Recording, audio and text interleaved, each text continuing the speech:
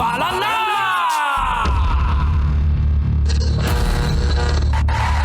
Ang tambalang kumikinang. Oliala and Diego Bandido.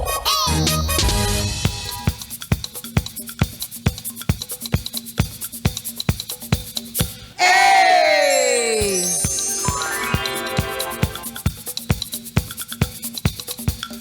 Hey! Magandang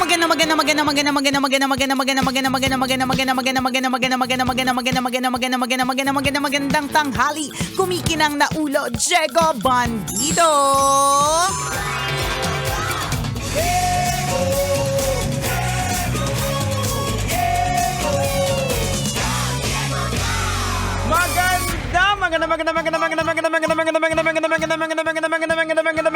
Magandang tanghali! Kumikinang ina!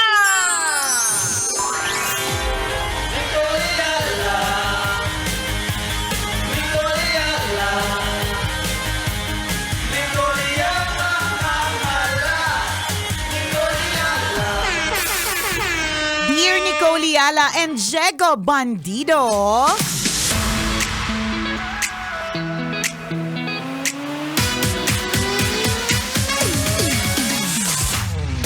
Medyo tatanga-tanga po ako noong nakaraang bagong taon na basta to make the long story short na tisod, na aksidente at kailangan ng physical therapy. Anyway, ang question ko po ay tungkol sa mga PT. Question ko po, kasi po yung nagpipiti po sa akin, ramdam ko po na siya po ay very professional. Siyempre, nakakatakot naman kung di professional yung nagtuturo sa'yo. Ang question ko po, required po ba na magbigay ng tip sa mga PT? Feeling ko kasi parang nakakahiya, pero feeling ko naman, pwede naman. Yun lang po. God bless. Parang laki ng problema. Oo, laki ng problema. Peng, amin na lang. Kung nahihiya ka sa PT, huwag kang mahiya sa amin. Tama. Penging pera.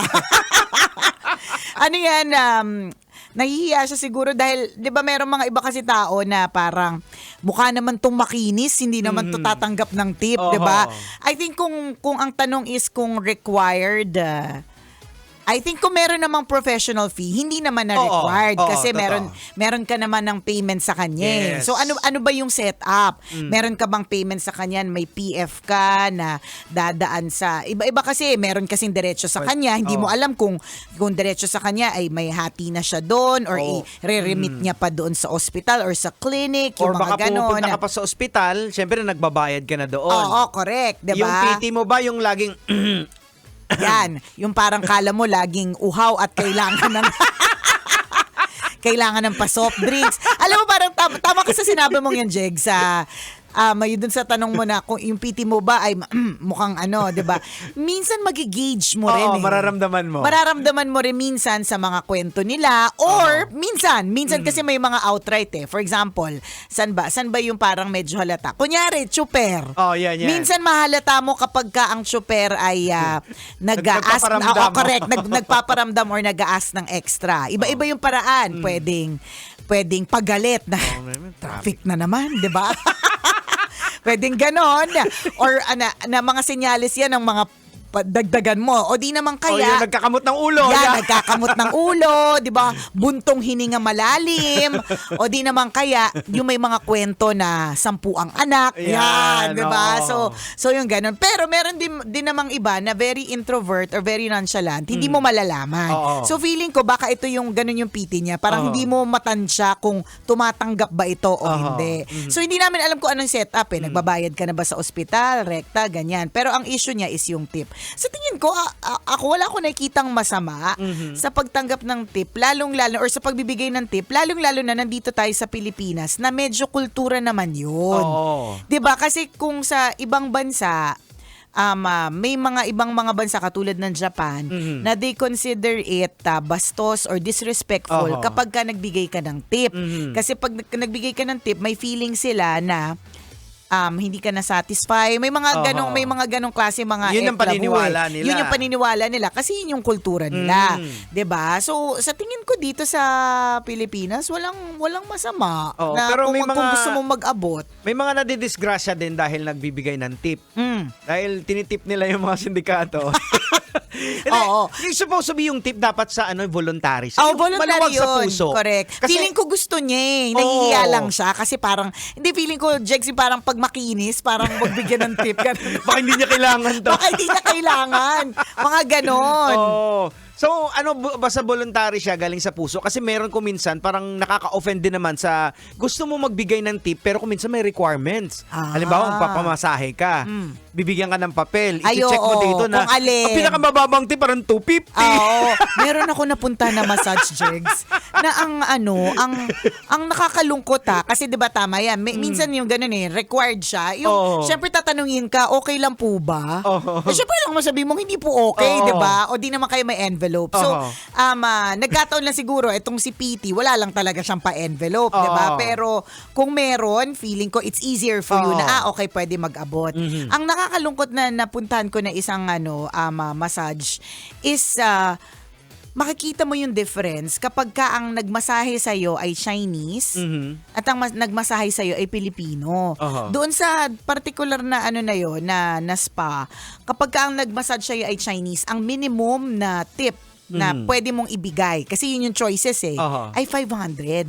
Pagdating sa Pilipino, parang ang minimum ay 200. Nakakalungkot kasi nasa Pilipinas tayo, tas yung Pilipino mas maliit. Oo.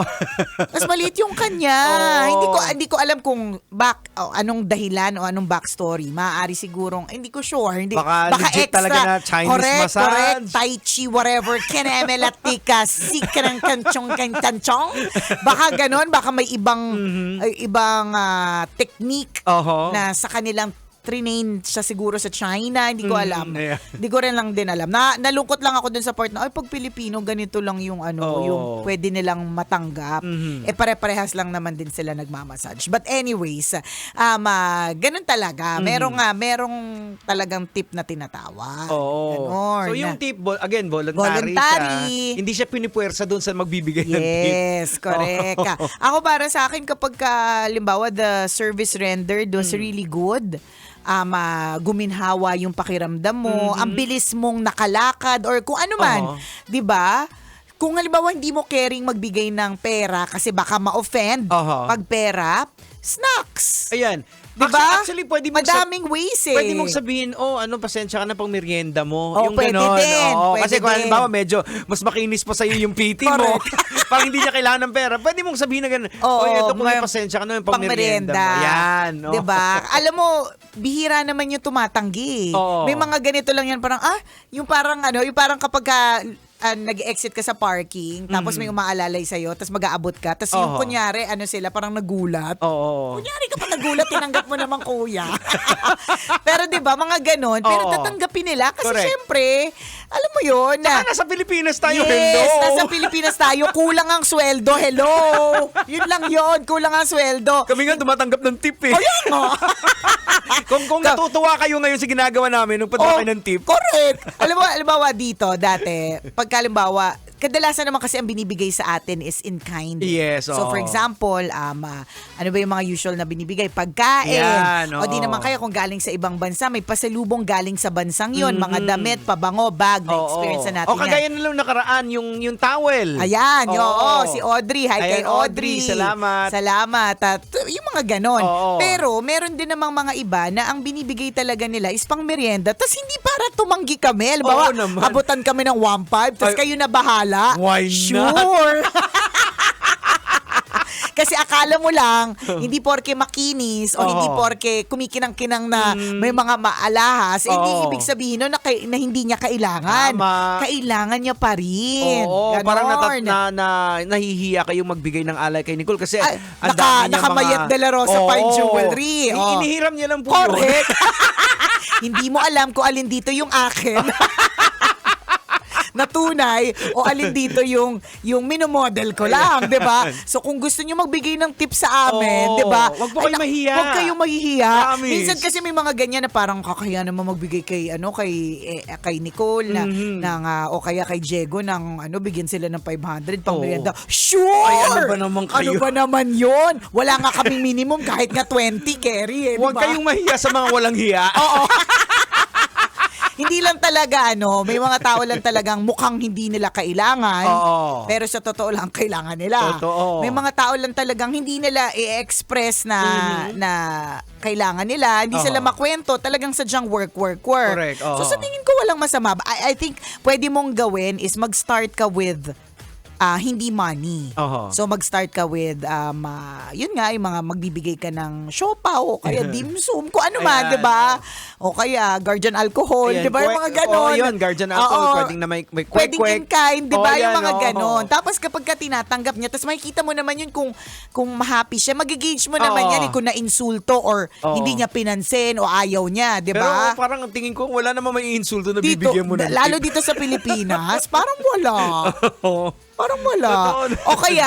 O kaya baka kaya hindi ka nagbibigay kasi may posisyon. Kasi di ba minsan ganon? Parang Oo. pag halimbawa staff, kunyari, okay Oo. lang bibigyan mo ng tip. Pero yung may-ari, hindi mo bibigyan. Oo. Di ba? Pero Ayan. baka may ganon. Baka Oo. head PT to or Correct. something. Ayan, kung Ganon. head PT naman, tama yung suggestion ni Nicole, pwedeng magdala ka ng In food, kind, yung mga oo. pulburon. Correct, totoo. Oo, anything. Pastillas, Oo. ganyan, longganisan lukban, ganun.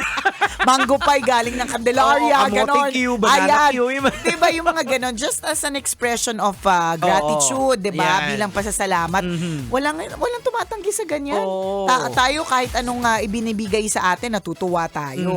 Ganon. So, ikaw din naman ganon lang din naman yun Yes. Tatanungin mo yung sarili mo, kapag ka meron ba nagbigay sa akin na ganito, okay lang ba sa akin Oo. makatanggap? Yun. Mga Yung importante ganon. kasi yung acte. Yes. Diba? Hindi kung ano yung ibibigay mo Ay, hindi. Importante din minsan. Huwag tayo plastic. Nagbago din po ang isip ko, opo. Mahalaga din naman yung ibibigay, Tama. di ba? Siyempre gusto din naman natin na mga bagay na magagamit talaga or makakain, di ba? Tama. Yung mga ganon. Oo. So, sabi nga ni Diego kanina nung pagkatapos kong basahin yung tanong, ang laki naman ng problema mo, te. Pero siguro problema talaga yan ng mga giver. Ayan. Yan, problema yan ng mga giver, problema ng mga maraming Tama. extra. Basta nandito lang kami. Oras natin, 12:39. Ako pong kumikinang na ulo, Diego At Bandido. ako kumikinang ina mo, Nicole Liala. Kailangan pa bang i-memorize yan? Basic! ACF Manufacturing Corporation.